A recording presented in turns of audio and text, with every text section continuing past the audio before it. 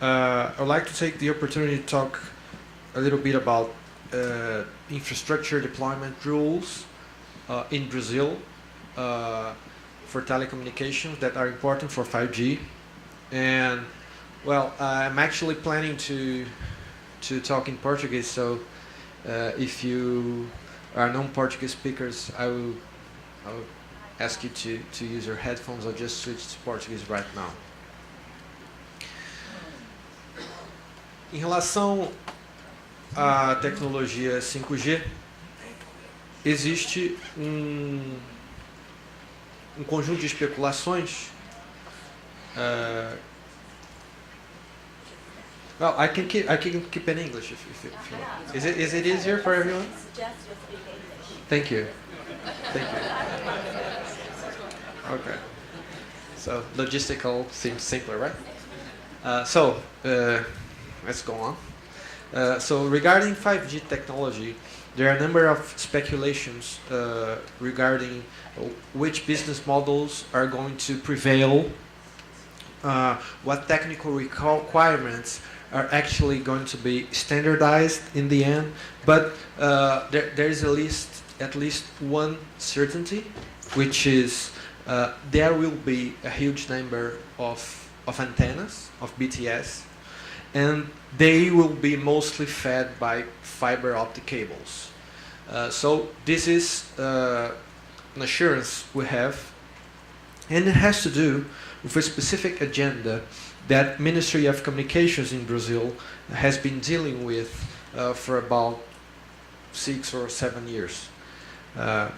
So I'll just give 2 examples that shows some problems we face in Brazil, which I believe they are not very different from the problems faced everywhere else. One of the problems, for example, regards to the charging of a fee for the rights of way. So if one deploy your network and you're just beside a railway, for example, or in the city, you probably have to pay a fee, and that happens a lot in Brazil. That has been happening a lot in Brazil to the owner or to the concessionaire of that specific highway, for example. And this institution, this charge of this value, it really prevents the network from getting to smaller cities. For example, if you have 2 small towns in an interstate in Brazil, for example, let's talk about Mato Grosso. In Mato Grosso, you have, for example, Sorriso and Sinop. Those are 2 different cities that are 100 kilometers apart from each other, and if you have to pay about 10,000 or 15,000 reais per year per kilometer of network, it just isn't feasible to pay $1.5 million reais just for nothing every year to deploy your network. Your revenue, your average ticket in your destination does not pay that. So this is a typical rule in Brazil that prevents the expansion of telecommunications networks, and that is going to be specifically hard for 5G. And another issue that we typically have in Brazil is the length of time that the public administration takes to authorize or to license the deployment of infrastructure for telecommunications networks. I'll give you a small example. In Brazil, you're probably aware that we hosted the World Cup in 2014. So 1 year before the World Cup, in 2013, we had the Confederations Cup. So the Confederations Cup started in June or July of 2013. So the Brazilian government assumed a series of obligations with FIFA to deploy networks to arrive in each one of our stadiums, of our arenas. And for example, in Brasilia, which is the capital of Brazil, we had to deploy 2 fiber networks to the stadium. So the company that was responsible for that asked the local government for the license about 8 months before the date of the event, of the beginning of the event. And after these 8 months, the license wasn't given. So no answer from the request was given, and so the Confederations Cup came, the World Cup came 1 year later, and the World Cup has gone, and the license wasn't given so far. So we're talking about a typical problem in Brazil. You have if you have to offer telecommunication services, you have to deploy networks. And if you have to deploy networks and the local government requires a license, it must be able to give the license. But it just does not give the license. And there are no apparent reasons for that. It's just bureaucracy. So to try to solve these two issues, in 2015, a specific law was passed in Brazil. We call it the antenna law. And so this law prohibited the charge of any money for deployment of networks by the public administration, and also put a specific time term of 60 days for the local government to decide about those licenses. The problem is that this is a federal law, and only a few number of municipalities have already adapted its own practice and legislation to that.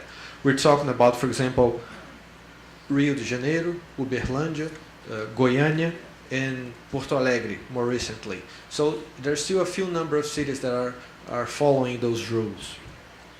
And there was a specific rule in that law that was removed just before it was passed in Congress, which we called in Portuguese in a direct translation would be like the positive silence, which means it's a deemed granted rule.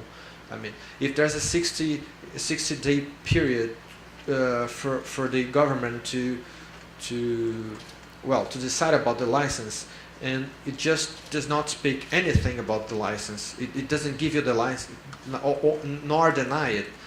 It is deemed granted. I mean, you just take that it's authorized. It is licensed.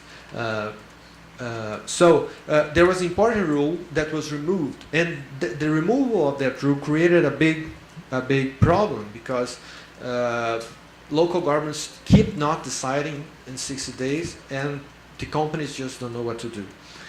So we talked about that, have the opportunity. In Brazil right now, we're just moving from government administration right now. We have a new president that will come to the government in a few weeks, and I had the opportunity to talk about that specific issue with the team, with the transition team, and they are very aware of that. They know that problem, and they are very keen to work on that, right? So sometimes it seems that what we're talking about, the specific rules, they are very small issues that shouldn't take us so much attention, but the issues that those microeconomic reforms, they are very important to increase the whole productivity of a country.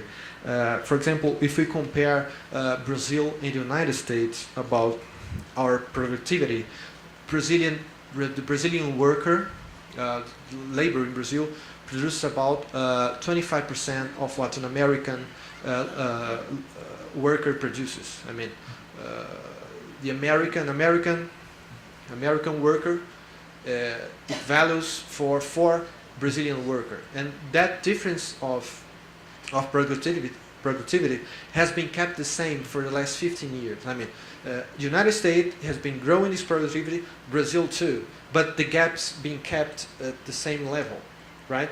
Different from other countries such as China, such as South Korea, that are managing to close that gap. Brazil just keeping the gap the same. So a lot of economists inquire about what explains that gap, that difference of productivity between Brazil and the United States. So the main answer is, well, human resources, education, right, and infrastructure. Those are the main answers. But that does not explain everything.